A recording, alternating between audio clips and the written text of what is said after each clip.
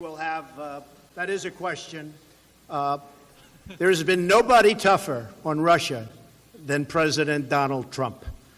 Between building up the military, between creating tremendous, vast amounts of oil, we raised billions and billions of dollars extra in NATO. We had a very, very severe, we were talking about it a little while, fight in Syria recently, a month ago, between our troops and Russian troops, and that's very sad. But many people died in that fight. There has been nobody tougher than me. With the media, no matter what I did, it's never tough enough, because that's their narrative. But Russia will tell you there has been nobody tougher than Donald Trump. And then the other night, we had a strike in Syria, which was absolute precision. I leave it with this. With all of that said, if we can get along with China, and if we can get along with Russia, and if we can get along with Japan and other nations, that's a good thing, not a bad thing. Just remember that. If we got along with other nations, that's good, not bad. Jennifer Jacobs.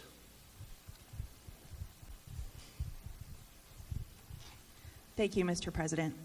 On the Mueller probe, have you concluded that it's not worth the political fallout to remove either Special Counsel Mueller or Deputy Attorney General Rosenstein? And Prime Minister Abe, did the President ask you to provide more funding for U.S. troops in Japan? And what agreement did you reach here in Florida on buying more military equipment from the U.S.? Jennifer, I can say this, that there was no collusion, and that's been so found, as you know, by the House Intelligence Committee. There's no collusion. There was no collusion with Russia other than by the Democrats, or as I call them, the obstructionists, because they truly are obstructionists. So we are giving tremendous amounts of paper. This was really a hoax created largely by the Democrats as a way of softening the blow of a loss, which is a loss that, frankly, they shouldn't have had from the standpoint that it's very easy for them. They have a tremendous advantage in the Electoral College, and this is what it is, and this is where it came from. You look at the kind of money that was paid. Probably some went to Russia. You look at Podesta having a company in Russia where nothing happened and people don't talk about it. You look at the fact that their server, the DNC server, was never gotten by the FBI. Why did the FBI take it? The FBI takes what they want. They go in, they wouldn't get the server. This is a hoax. As far as the investigation, nobody has ever been more transparent than I have instructed our lawyers. Be totally transparent. I believe we've given them 1.4 million pages of documents, if you can believe this, and haven't used, that I know of, or for the most part, presidential powers or privilege. So we are hopefully coming to the end. It is a bad thing for our country, very, very bad thing for our country. But there has been no collusion. They won't find any collusion. It doesn't exist.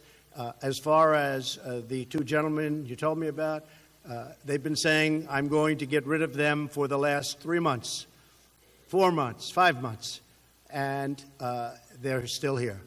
So we want to get the investigation over with, done with, put it behind us, and we have to get back to business with negotiating with this gentleman and plenty of others. But this gentleman is a very tough negotiator, and we have to focus on that. Mr. President, you sent your CIA director to Pyongyang a couple of weeks ago, and he returned without 3 Americans who are being detained there, and also without any other visible signs of concessions the North Koreans had made to the United States in advance of your meeting with Mr. Kim. My question is, do you intend or are you willing to sit down with Kim Jong-un if Americans are still being held in North Korea? And will you insist on other tangible concessions from the North Koreans in return for gestures like sending a potential future Secretary of State to North Korea? Thank you, Mark, very much. The fact is that they do have 3 prisoners.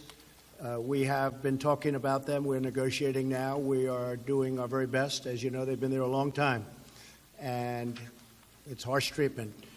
We fought very hard to get Otto Warmbier back, and when we came back, he was in very, very bad condition. It was a very sad event. We are likewise fighting very diligently to get the 3 American citizens back. I think there's a good chance of doing it. We're having very good dialogue. We will keep you informed, but we are in there, and we are working very hard on that. We have come a long way with North Korea. We were, as you know, and when I say we, for many years they've been talking to North Korea and nothing's happened. This should have been taken care of by past administrations when they were not nearly so far along.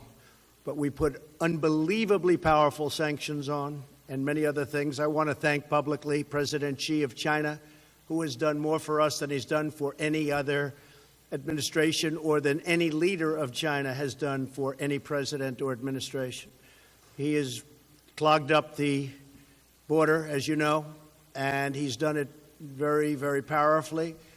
He would tell you himself that he never thought he would go to this extent, and I appreciate that very much, but it's put a lot of pressure on. As you know, 93% of the goods coming into North Korea come in from China, and President Xi understands that this is a very important set of months that are lying ahead. He doesn't want to see a Korea, North Korea, or any Korea that has nuclear weapons either. So he's also fighting for China when it comes to this. But he has been terrific. Can he be better? I always say, yes, he can be better. I said, President, you've been great. Can you be better? Yes. But he's been very good, and it's had a big impact, and what we've done has had a big impact. So we've never been in a position like this with that regime, whether it's father, grandfather, or son, and I hope to have a very successful meeting. If we don't think it's going to be successful, Mark, we won't have it. We won't have it. If I think that it's a meeting that is not going to be fruitful, we're not going to go. If the meeting, when I'm there, is not fruitful, I will respectfully leave the meeting and we'll continue what we're doing or whatever it is that we'll continue, but something will happen. So I like always remaining flexible, and will remain flexible here. I've gotten it to this point.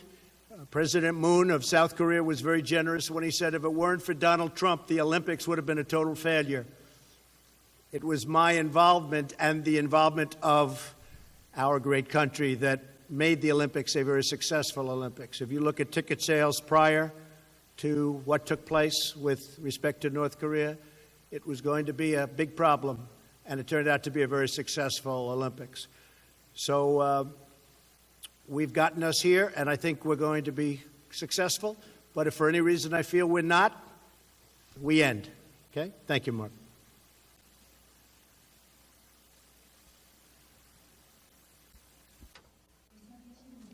I'm Takita with the Sankei News.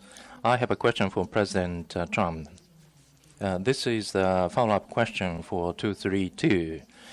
And so you don't have any intention to exempt Japan at this point in time, and President Trump and Prime Minister Abe, with regard to trade, you are going to establish new talks for trade.